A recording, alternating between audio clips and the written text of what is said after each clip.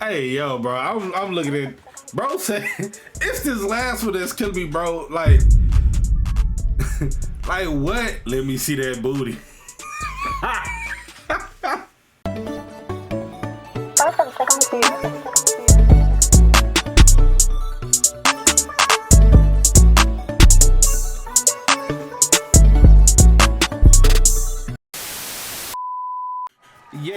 Yo, what's going on, people of the universe? How's it going here, man? It's your host, Bread Man Reacts. And listen, man, we got a new video for you guys brought to you by Poetic Flacco. White women is accusing Lil Uzi Vert of doing bad things to her, man. Listen. White women and doing bad things with a rapper. Hey, man, we gonna see how this go. Let's go ahead and jump straight into it, you feel me? Lil Uzi Vert just got exposed for doing some pretty disgusting and predatory things. So here's what's going on. Roc Nation and Lil Uzi Vert has been named as co-defendants in this new lawsuit by Lil Uzi Vert's ex-assistant, who's alleging that she suffered a multitude of harassment at the hands of Lil Uzi Vert, and Roc Nation, who was her employer, overlooked it. Lil Uzi Vert is signed to Roc Nation management team, and Roc Nation is who hired her to be Lil Uzi Vert's assistant. Just like we've seen with the Megan Thee Stallion lawsuit, where Megan Thee Stallion ex-assistant sued Roc Nation and Megan Thee Stallion for. Hey, yo, am I tripping? It's just like, okay, nah, that's just the video he got. I thought I was like tweaking for a second. I believe like workplace discrimination, harassment, like labor issues. And, you know, she said she suffered this at the hands of Megan Thee Stallion. However, her employer is Roc Nation. So they got to be sued as well for creating a hostile work environment or creating an environment where them being abused was tolerable. Now, in the case of Lil Uzi Vert, the assistant would claim that almost immediately from being hired to be Lil Uzi Vert's assistant, the sexual harassment started. It became pretty evident and very clear very quickly based on Lil Uzi Vert's and Roc Nation reaction to this lawsuit that this lawsuit isn't some frivolous cloud chasing lawsuit with no merit. No, this lawsuit is pretty credible and is pretty damning. So Uzi met this chick randomly shopping at Balenciaga in LA. He really liked her customer service, I guess, and decided he wanted to make her his personal assistant, so she signed on board. And then ultimately, it got to a point where I think Uzi was with Roc Nation. So the chick took a meeting with Desiree Perez for a salary expectation, and Desiree Perez and her agreed upon her getting paid $100,000 and a relocation fee for $5,000 to move from LA to New York. And apparently, once she got the $100,000 payday, Uzi didn't waste any time getting right to it. According to her, on the same date that she signed the $100,000 salary contract, I guess, Uzi texted her and asked her to stay the night with him at his hotel room. You know how that go. Despite her stating that she did not feel comfortable with Lil Uzi Vert's request, he continued to pester her, sending her dozens of messages in an effort to convince her to sleep in his hotel room. Man, listen, bro, y'all can call me what y'all want to call me, bro. I ain't here to pretend with nobody, bro. Straight up, man. Man, that's exactly what an igga would do, man. Man, cut it. Man, yo, y'all. He ain't capping though. That's what I said. You already know what's going on. I can sit here and y'all can play the internet games and y'all can play the respectability politics and y'all can play the no Flacco, how do you know he really did? Man, cut it out, bro. Man, you know this what iggas do, man. You know this what iggas do, man. I ain't capping though. You seen a little back. Man, hold on, bro. Hold on. Listen, if y'all ever see me look, come on, look, up, come on. If y'all ever see me looking down in the videos, man, this the little homie Lou. You know what I'm saying? You gonna look at the camera? No. She be running under my legs sometimes, bro, and I be trying to record. So if y'all ever see me like look down or like I'm tweaking or something, bro, like she just doing what she do, bro. All right, get out, bro. All right, watch out, bro. All right, let's get back to it. But yeah, bro, Flacco ain't lying though, bro. That's what I said. You already know what's going on, bro. You want somebody to like, you know what I'm saying? I'm finna have you be my personal assistant. We're gonna go ahead and bill you $100K, but I just want you to come stay the night with me, bro. You know what that is, bro. That chick at Balenciaga's and you really liked her customer service so much you wanted to make her your assistant, cut it out, man. Cut it out, man. That's what I'm saying, bro. And hitting the broad up right after she got the promotion, of course. We know what that was, man. Man, I ain't finna pay no chick $100,000 if I can't crack. That's what he said.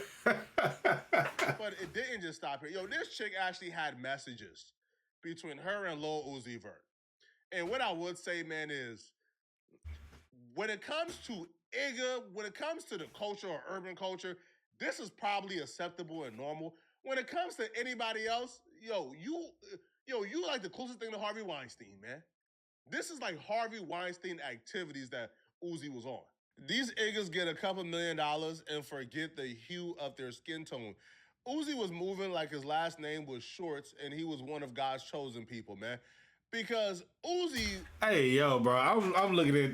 Bro said, it's this last one that's killing me, bro. Like, like what? Let me see that booty. What are we talking about, bro? What are we talking? He talking, bro. He sent it this joint like it's high school messages or something, bro. Let me see that booty. Like, and I ain't even finna go through the rest of them, bro. You can see it for yourself. But I'm just saying, bro. Yo, he attempted to violate the white man's daughter, bro. And I'll be real. How this play out, she probably knew from day one, oh, I got him. I'm gonna file this lawsuit someday, bro. Man, let them fire me, man. I got it all. Because if you look at the other messages that Uzi was sending her, bro, it's like, man. So Uzi sent her, I sent you something on Vantage. Mind you, this is his employee. Damn. Come rub me down before you leave. Damn. I'm by myself right now. Damn. Send me something. Let me see that booty. Damn. You know what Rick Ross taught all of us, man? Even though what Rick Ross says was ignorant as hell, one of the most ignorant things I think I've ever heard from anybody. But Rick Ross once said, man, listen, I can't sign no female artist, man. And they said, why, Ross? Why won't you sign a talented woman and invest in her? Ross said, listen, man, all right, listen up, bro. All right, so I'm supposed to sign a chick, get her body done, pay for her hair, her makeup, her nails, make her the baddest bitch on earth, make her so desirable, man, that other men wanna be with her. But I'm the only man. Hey, yo, bro, I ain't mean to cut him off, bro, but listen. This man said you are more than my assistant. You my big... man on earth who can't sleep with her, or else I get charged with all type of crimes and lawsuits. Man, cut it out, man. I'm good. It's not for me. Y'all can... I'm not doing it. Now, that was ignorant for Rick Ross to say, but you kind of want to be a Rick Ross before you are a Lil Uzi Vert. Because what Lil Uzi Vert told this chick, as you guys are about to hear, is actually right in line with what Rick Ross said, but Rick Ross got backlash for it. So Uzi apparently wrote this chick, and he told her, you are more than my assistant. You are my bitch. I would hate to be a woman, especially in any profession that caters to damn it, boy, any hip-hop personality or any rapper. Because when you are in the culture, now, again, I can only speak for hip-hop culture. I can't speak for country or rock culture because I don't know, right? I don't know too many country artists or rock stars. But when you are a woman and you are in a profession where you are catering to rappers and hip-hop personalities and hip-hop figures, what you're subjected to is more than just usual harassment. No, these people or these rappers feel like they own you. They feel like you are their property. And it's because a lot of them, in their mind, what you're doing ain't really that taxing. They don't really value what you're doing at all. So the value they see in you is their ability to sleep with you. So in the case of Lil Uzi Vert, or let's say other rappers, if you are a personal assistant and you're going on trips with him, going on tour with him, and you're picking up his calls, and you're picking him up food, and you're doing his laundry at times, and you're dropping off things, and you're handling his scheduling and things of that sort, man, they see that as a responsibility for a girlfriend. They don't really see value in that. The only reason they pick you is because they want to sleep with you. Unfortunately for Uzi, though, this chick had a mastermind in her corner, man. This chick had a dude who's just like me in her corner, man. All right, man, baby, don't trip, all right? Don't trip, all right? Don't quit that job. Let him do what he gotta do. So the mastermind, which is her boyfriend, he encouraged her to start therapy amid struggles of burning out and harassment by Lil Uzi Vert. So in January of 2024, plaintiff Doe, which is the ex-assistant, was encouraged by her partner and began therapy due to the stress and emotional distress she experienced due to Lil Uzi Vert's harassment. Plaintiff Doe began going to therapy on a regular We got him. basis. Oh my God. Oh, it's We got him. bruh. This lawsuit is is one of the closest things I think I've ever seen to a certainty, man. You gonna get some paper out of it. Lawsuit this ironclad? Nah, bro, you can't get your way out of this, bro. She even started therapy and documented the therapy journey because of the harassment. And trust and believe, she did this on purpose, by the way. Oh yeah. In February of 2024, the company debit cards provided to make purchases for defendant Woods ran dry. Plaintiff was directed to pay out of pocket for food, clothes, and alcohol for Lil Uzi Vert and his entourage. When plaintiff contacted Lil Uzi Vert's manager with requests for reimbursement for her business expenses or a standard per diem, she was told she was only entitled to her salary. To this day, they have failed to fully reimburse her for her business expenses. To me, this has to be like an ego thing. I can't possibly think or come to the conclusion Uzi Vert was just so horny that he must smash his assistant. Like, you're Uzi Vert, bro. You could literally cheat on your living girlfriend who you have by going on Instagram and just, hey, who wanna F me? You will have a million girls trying to F you the same night. So this can't be just a horny thing. It has to be some type of ego tripping power dynamic he has in his head going on. Because even when you see the next messages where he's verbally abusing her, he brings up like the race dynamic a lot, which points to me out.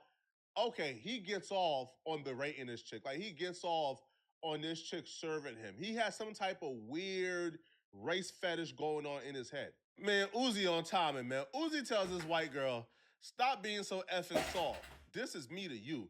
No black rapper will be able to tell a white girl stop being soft. Well, today I am. Stop being soft. I don't care if you mad, sad, cry, whatever. You a girl, you supposed to. And yeah, he wildin', bro. He wildin', bro. Wildin'. All this stuff that he talking about, bro, is stereotypical dude not getting what he want. So you know what I'm finna do? I'm finna start tweaking in the messages. And just like that, we got him. We freaking got him. You know what I'm saying? When the assistant apologized for the oversight, Lil Uzi Vert responded, "You are more than my assistant. You are my bitch," which was a recurring theme apparently. Now, this is not as bad as it gets. It gets worse, okay? During another text exchange in October of 2024, Lil Uzi Vert became angry when the assistant failed to organize all his white clothes in one closet while under the influence. Lil Uzi Vert sent the assistant over a dozen messages. That's the example of niggas getting money and start acting out their body. When you was in the hood of North Philadelphia, you wasn't organizing all your white clothes in one closet. You get some paper, now you're trying to act outside of your body. Like that wasn't like a principal thing for you, bro. Like that wasn't an important thing for you, bro. Like what we Y'all talking get about? money and just start doing anything, bro. Honestly, after reading this back again, these messages are now worse than the last one. But it does kind of show like how unstable and erratic Lil Uzi Vert is and how working for him might be hell. So Lil Uzi Vert like tells her or confesses that he's currently on drugs. He says, "You're not even on drugs like I am. I don't understand your mental over being successful. You are basically saying F what he say, like I'm just a pushover. All this because she didn't, I guess, organize his clothes like correctly. But I'm not upset. Life only gets better. I'm not trying to be in a bad mood. Everybody counts me out. Like I'm really not a star. I feel that ish. But I have somebody doing it today. Just a little upset, honestly, in regards to the clothes."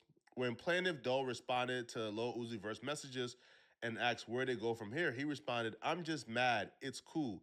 Defendant Lil Uzi Vert, sexual and verbal harassment of plaintiff Doe continued throughout the year. Her next complaint is pretty consistent with other lawsuits I've been seeing from other personal assistants of celebrities. Apparently, like, overtime is not a thing, because in a lawsuit, she would say, yo, there were days that she was working like 39 hours straight, but she never received 39? Damn! Time compensation. Like, they gave her a salary, and that salary was $100,000 a year.